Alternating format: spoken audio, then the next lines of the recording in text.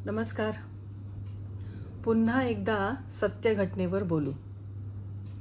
तिच्या नवऱ्याने जिनलाच घरी आणून ठेवलेलं आणि तो जिन कुठली कुठली रूपं घेत होता.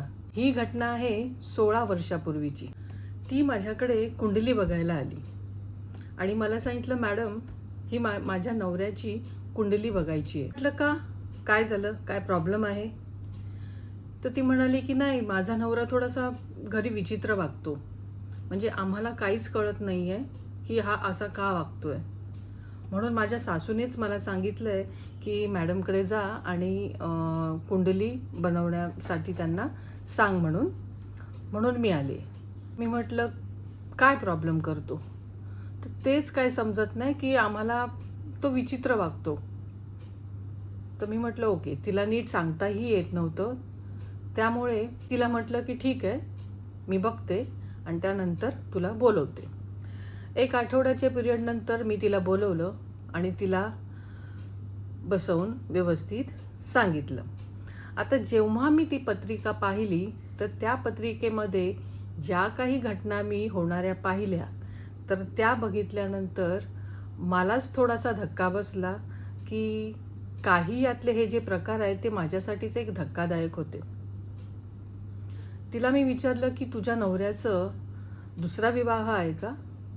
तर ती म्हणाली की हो, माझी मोठी बहीणच, तिच्याबरोबरच, मोठ्या बहिणीबरोबरच त्याचा लग्न झालेलं होतं.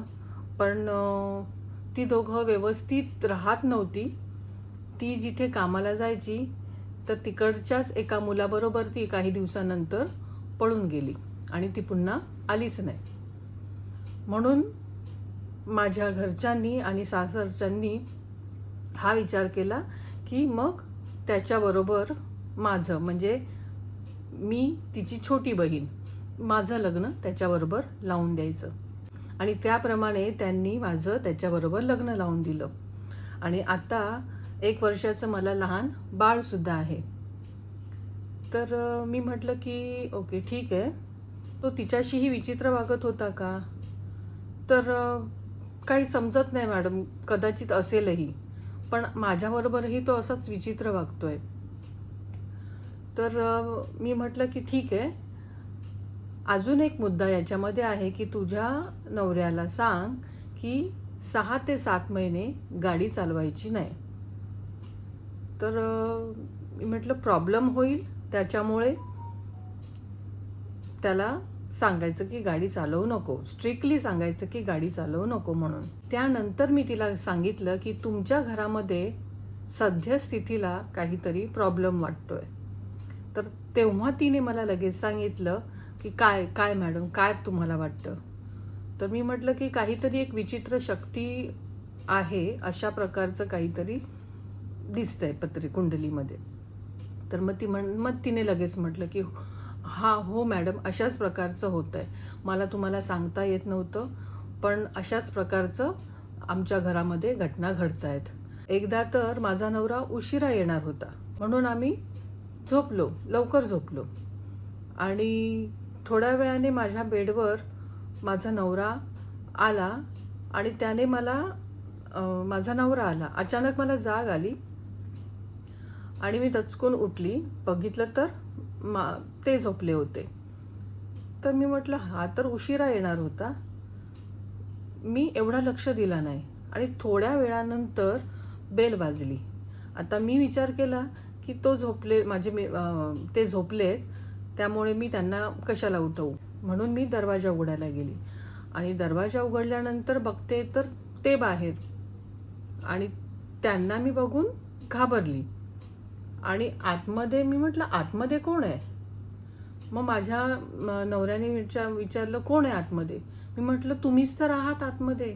मग आतमध्ये कोण आहे? तुम्ही इथे आहात तर मग आतमध्ये कोण आहे? माझा नवरा लगेच आतमध्ये आला आणि त्याने लगेच बेडरूममध्ये जाऊन बघितलं तर कोण नाही आहे. मीही जाऊन बघितलं तर आतमध्ये कोणी नव्हतं. तर मी त्यांना म्हटलं की तुम्ही तर बेडवर झोपलेला होतात माझ्या बाजूला. तो कन्फ्यूज झाला आणि काही बोलला नाही. आणि त्यानंतरही एकदा अशीच बेल वाजली. सासूने दरवाजा खोलला तर माझे मिस्टर घरात लगेच आले आणि म्हणाले की लवकर आईला म्हटलं, आई लवकर जेवण वाढ, मला भूक लागली आहे. तर आईने म्हटलं की तू तर मगाशीच आला होतास आणि तू बाहेर कधी गेलास आणि तू येऊन जेवून आतमध्ये झोपायला गेलेलास. तू बाहेर कधी गेलास? मग आतमध्ये जेवलं, मग आतमध्ये कोण आहे आणि जेवलं कोण, झोपायला कोण गेलं? मग तेव्हा सुद्धा तो कन्फ्यूज झाला की हा प्रकार काय होतोय. तर अशा प्रकारच्या घटना आमच्याकडे होत आहेत आणि त्या घटना रिपीट सारख्या होत असल्यामुळे आम्ही कन्फ्यूज आहोत आणि ह्या अशा विचित्र घटना घडत असल्यामुळे आम्हाला भीती वाटते आणि आम्ही खरंच कन्फ्यूज झालो आहोत. म्हणून माझ्या सासूने तुम्हाला त्याची कुंडली बघायला सांगितली. मग त्यावेळी मी तिला सांगितलं की बघ, तुझ्या घरी काहीतरी प्रॉब्लेम आहे, विचित्र काहीतरी आहे, हे कुंडलीमध्ये सध्या दिसतंय आणि ते जे काही आहे ते तुमच्या घरातल्याच व्यक्तींनी ते आणलेलं आहे आणि त्याचा तुम्हाला भरपूर मोठं नुकसानही होणार आहे. या कुंडलीमध्ये पुढे काहीतरी विचित्रपणा हा दिसत आहे, काहीतरी विचित्र घटना होणार आहेत, या अशा प्रकारच्या दिसत आहेत. म्हणजे तुम्हाला तुमच्या घरातल्यांना त्याची हानी होणार आहे, असा प्रकार तिथे दिसतोय. आणि मग मी तिला म्हटलं की बघ, तुझ्या नवऱ्याला सांग की येत्या 6 ते 7 महिन्यापर्यंत गाडी चालवू नको. मग तिने म्हटलं की हो ठीक आहे, मी सांगते. आणि मग त्यानंतर ती घरी गेली. आणि हे सगळं झाल्यानंतर मी तिला हेही सांगितलं की तुझ्या नवऱ्याला मी बोलवलंय म्हणून हेही सांग. मग ती म्हणाली ठीक आहे, मी सांगते त्यांना. घरी गेल्यानंतर दुसऱ्या दिवशी ती पुन्हा माझ्याकडे आली आणि म्हणाली की मॅडम, माझा नवरा नाही ऐकत आहे. तो म्हणतो की नाही, माझा याच्यावर विश्वास नाही आहे. मी गाडीशिवाय चालवल्याशिवाय मी गाडी चालवल्याशिवाय राहू शकत नाही. माझा याच्यावर विश्वास नाही. तर मी म्हटलं की मग तुझ्या सासूला सांगायला सांग. सासूने सुद्धा त्यांना सांगितलं, खूप सांगितलं, पण ते नाही ऐकायला तयार आहे. तर मी म्हटलं मग मला नंबर दे, मी बोलते त्याच्याशी. तिने मला नंबर दिला. मी त्याला फोन लावला आणि म्हटलं की 6-7 महिने गाडी चालवायची नाही, प्रॉब्लेम होऊ शकतो. हो मॅडम, ठीक आहे, चालेल. आणि असं बोलून त्याने फोन ठेवला. आणि काही दिवसानंतर त्यांच्याकडे नवीन बुलेट आली. मला तिने फोन करून सांगितलं की मॅडम, त्याने नवीन बुलेट घेतली.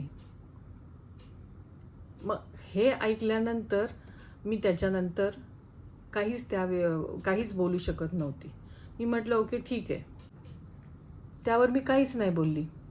आणि काही दिवसानंतर त्याने त्याच्या आईला असं सांगितलं की आई, माझं अगोदर 15-16 वर्षापूर्वी कशेळी ब्रिजच्या अगोदर मोठा ब्रिज एक लागतो. कशेळी ब्रिजच्या टुवर्ड्स ठाणा, कशेळीच्या पुढेच एक मोठा ब्रिज आहे. तो 15-16 वर्षापूर्वी जुना ब्रिज होता, अगदी छोटा ब्रिज होता. तर त्या ब्रिजवरून येताना त्याचं ॲक्सिडेंट होणार होतं. मग त्यावेळी त्याने त्याच्या आईला सांगितलं की आई, माझं त्या ब्रिजवर ॲक्सिडेंट होणार होतं, मी वाचलो. सेकंड टाईम पुन्हा त्याने आईला असंच गप्पा मारत असताना सांगितलं की आई, माझं पुन्हा ॲक्सिडेंट होणार होतं, दुसऱ्या ठिकाणी येताना ॲक्सिडेंट होणार होतं, पण मी वाचलो, असं सांगितलं. पण तिसऱ्या वेळी तो मुलुंड चेकनाक्यावरून रात्री येत होता. मुलुंड चेकनाक्यावरून रात्री 10:30च्या नंतर तो येत होता. आणि त्यावेळी आईने उशीर झाला म्हणून फोन केला. तेव्हा तो म्हणाला, त्याने फोनही उचलला आणि तो म्हणाला की त्याचा फोन असा हेल्मेटच्या आतमध्ये होता आणि त्याने आईला सांगितलं की मी 15-20 मिनिटात पोचतोय आई. आणि थोड्याच वेळानंतर मोठा ट्रेलर तिकडून जात होता आणि त्यावेळी त्याचं तिकडेच ॲक्सिडेंट झालं, मुलुंड चेकनाका. त्या ट्रेलरने त्याच्या गाडीला जोरदार धक्का दिला होता आणि त्या ट्रेलरने त्याच्या गाडीवरून गेल्यामुळे पूर्णपणे त्याची जी गाडी होती ती पूर्ण फ्लॅट, तो पूर्ण फ्लॅट त्याची पूर्ण चपाती झाली होती. आणि त्याच्या हेल्मेटच्या आतमध्ये असा जो फोन होता त्याच्या सकट तो पूर्णपणे तो फ्लॅट झालेला होता. चपाती दिसत होती त्याची अशी. अशा प्रकारे त्याचा हा मृत्यू आला आणि तोही गाडीवर असताना.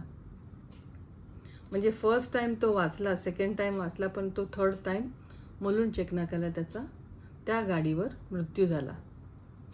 म्हणजे गाडी चालवू नको सांगितल्यानंतरही, म्हणजे काही लोक इतके, त्यांना मला आता शब्द येत नाही, पण काही लोक असे असतात की स्वतःचंच खरं करणारे असतात.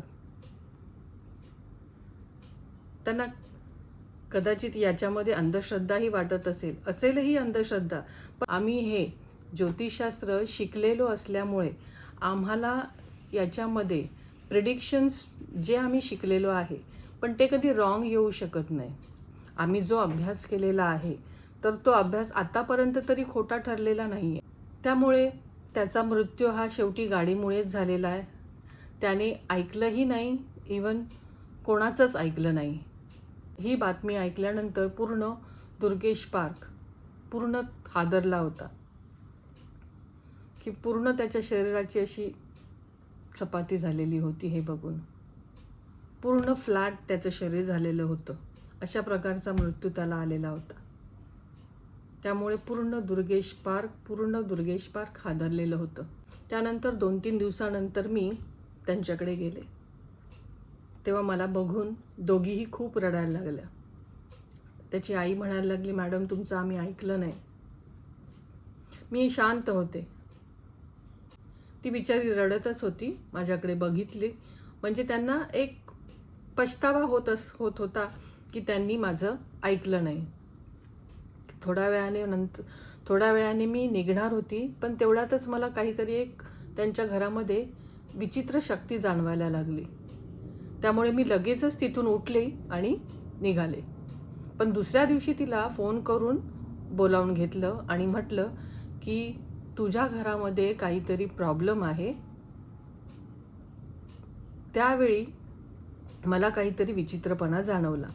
तेव्हा तिने मला सांगितलं की माझ्या नवऱ्याने नुकतंच मला सांगितलं होतं की असा जेव्हा प्रकार आमच्याकडे घडत होता त्यावेळी माझ्या नवऱ्याने मला सांगितलं की मी माझ्या मित्राकडून एक जिन घरात आणलेला आहे आणि तो जिन हे सगळं करत होता. म्हणजे तो जिन जो आहे माझ्या नवऱ्याचं रूपसुद्धा घेत होता. त्यामुळे आम्हाला काहीच कळत नव्हतं की तो कधी येतोय आणि कधी जातोय, कधी झोपतोय, कधी तो माझ्या बाजूला आहे का, कधी कोण तो जिन आहे, काहीच समजत नव्हतं. घरामध्ये पूर्णपणे वातावरण आमचं एक विचित्रसारखं झालेलं होतं. तर मी त्याला विचारलं की का आणलंय? तर तिने म्हटलं की त्याने घरात बरकत येण्यासाठी, त्याच्या मित्राने सांगितलं, एक मुस्लिम मित्र होता, त्याने सांगितलं की हा घरात ठेवल्याने बरकत येते, हा घरात ठेवल्याने बरकत येते, पैसा येतो, असं करून त्याच्या मित्राने त्याला सांगितलं. आणि ह्याने पैसा पाहिजे, बरकत पाहिजे म्हणून त्याने त्या जिनला घरी आणलं होतं. तर मी म्हटलं तू पाहिलंस? तर मी म्हटलं नाही, पण मला त्याचं रूप हे अशा प्रकारचं दिसायचं. त्याने पाहिलं असेल, पण मला त्याचं रूप कधी नवऱ्याचं रूप मध्ये दिसायचा तो, पण त्याचं असली काय रूप होतं ते मला कधीच नाही दिसलं. पण नवऱ्याने सांगितलं की असं असं घरामध्ये मी जिन आणलेलं आहे. पण त्याने हेही सांगितलं होतं की माझ्या मित्राने असं मला सांगितलंय की त्याला तो पैसा देईल, पण त्याच्यातली तुझ्या घरातली एक वस्तू घेऊन जाईल, महत्त्वाची वस्तू घेऊन जाईल. मग तेव्हा मी म्हटलं की हा जो प्रकार असतो तो अशाच प्रकारचा असतो. हे भूत पिशाच करणी बाधा वगैरे जी काय कोण लोक करतात आणि ते पुन्हा उलटलंच जातं. त्याच्यामुळे अशा प्रकारच्या गोष्टींमध्ये कधीच पडायचं नाही. त्याने पैसा पाहिजे, बरकत पाहिजे म्हणून त्या जिनला आणलं, तोही त्यांचाच प्रकार आहे, भूत पिशाचाच प्रकार आहे हा. आणि त्याने एका भूताला घरात आणून ठेवलं बरकत येण्यासाठी, पैसा येण्यासाठी. आणि तुझ्या नवऱ्याने स्वतःचा जीव गमावला. आता हा विचित्रपणा एक त्यानेही केला, पण त्याने त्याचा जीव गमावला. तुम्ही आता या घरामध्ये राहायचं नाही, लवकरात लवकर तुम्ही या घरातून निघा. पण हे तिने ऐकलं आणि लगेच तिच्या सासूला जाऊन सांगितलं आणि त्याप्रमाणे त्यांनी 2 ते 3 दिवसामध्येच ते घर सोडलं आणि दुसऱ्या घरामध्ये ती लोक शिफ्ट झाले.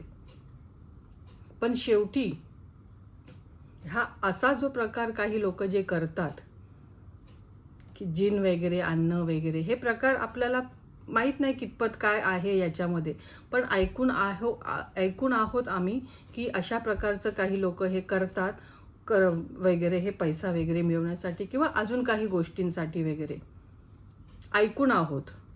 पण ह्या सगळ्या ज्या गोष्टी आहेत त्या खरंच ह्या गोष्टींमध्ये कोणी पडू नये, कारण ते उलटलंच जातं. कारण ह्या शेवटी एक ब्लॅक मॅजिकच समजलं जातं. ह्या अशा गोष्टींमध्ये खरंच कोणी जाऊ नये. तर ही एक घटना, सत्य घटना, भिवंडीतील दुर्गेश पार्कमधलीच ही घटना 16 वर्षापूर्वीची घडलेली. तुम्हाला कशी वाटली सांगा नक्कीच.